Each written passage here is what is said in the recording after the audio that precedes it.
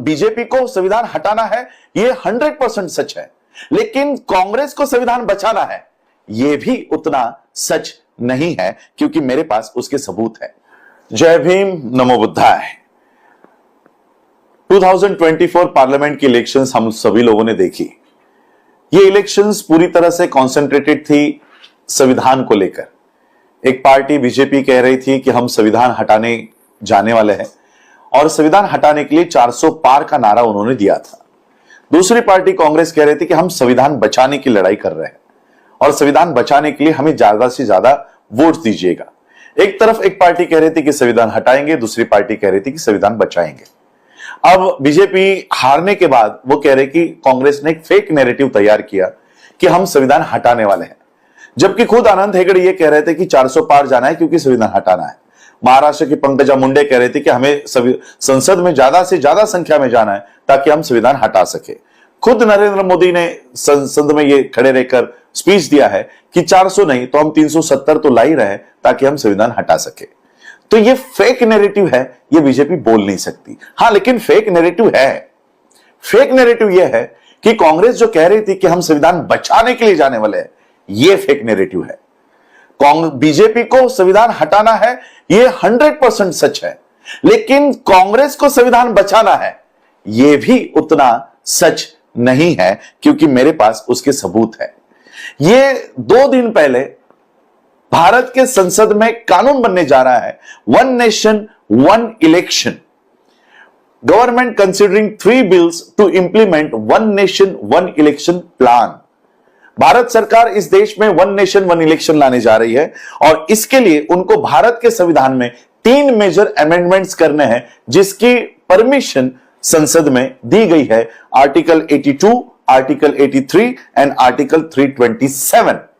ये 3 आर्टिकल्स में पिछले हफ्ते में बहुत बड़े अमेंडमेंट्स भारत में हो रहे हैं। अब मुझे बताओ, जो कांग्रेस ये कह रही थी कि हमें संविधान बचाने के लिए अंदर जाना है, ये अमेंडमेंट्स जब हो रहे थे तब राहुल बाबा क्या सो रहे थे? इसका मतलब फेक नैरेटिव ये है कि इनको संविधान बचाना है, ये फेक नैरेटिव है। और इस फेक नैरेटिव में हम लोग फंस गए।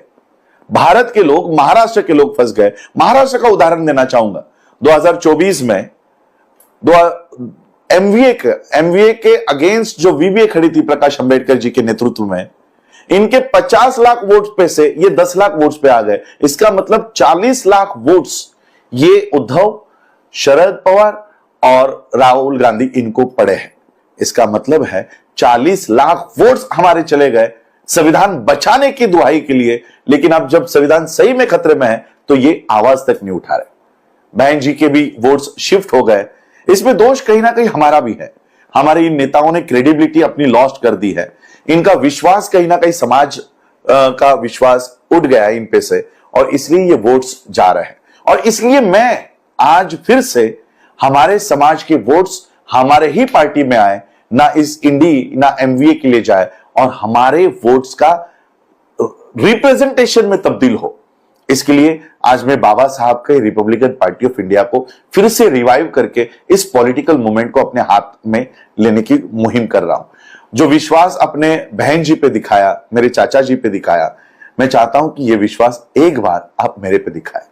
याद रखिएगा, मैं उस डीएनए से हूं जिस डीएनए ने इस देश में 2500 साल की गुलामगिरी को 60 साल के उनके जीवन कार्यकाल में खत्म कर दिया। उस डीएनए को लेकर मैं चल रहा हूं। हमारे महाराष्ट्र के बौद्धों को मैं ये अपील करना चाहूंगा कि जो विश्वास अपने बाला साहब पे दिखाया, एक विश्वास इस बार महाराष्ट्र के असेंबलीज में मुझ पे दिखाइए, ताकि बाबा साहब ने जो रिजर्व सीट्स गांधी के जान के बदले में हमको हासिल करके दी है, उस रिजर्व सीट्स पर आज बीजेपी का और कांग्रेस का कब्जा है। क्या इनको नैतिक अधिकार है? अरे गांधी जी के जान के बदले में, प्राण के बदले में आपने हमको ये सीट्स दी है, वो सीट्स भी आप हमसे चुरा रहे हो। बीजेपी संविधान हटाना चाहती है और उसी संविधान की सीट्स आप हमसे चुरा रहे हो, और इसलिए इन सीटों पर मैं अपने उम्मीदवार, बौद्धों के उम्मीदवार, अंबेडकरिज्म के उम्मीदवार, जो बाबा साहब को मानते हैं, ऐसे उम्मीदवारों को खड़ा करके इनको महाराष्ट्र के असेंबलीज में भेजने की मुहिम खड़ा कर रहा हूं। सारे 29 के 29 सीट्स में लड़ाने वाला हूं, और इसलिए सारे बौद्धों को मैं ये अपील करना चाहता हूं, एक भी वोट जाति के नाम पर, धर्म के नाम पर, खून के नाम पर हमें अब बांटने नहीं है।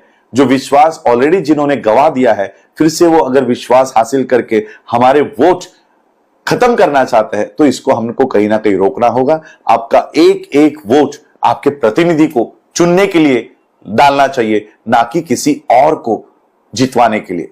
बाबा साहब ने वोट का अधिकार आप खुद को राजा बनने के लिए दिया है, किसी और को राजा बनाने के लिए नहीं।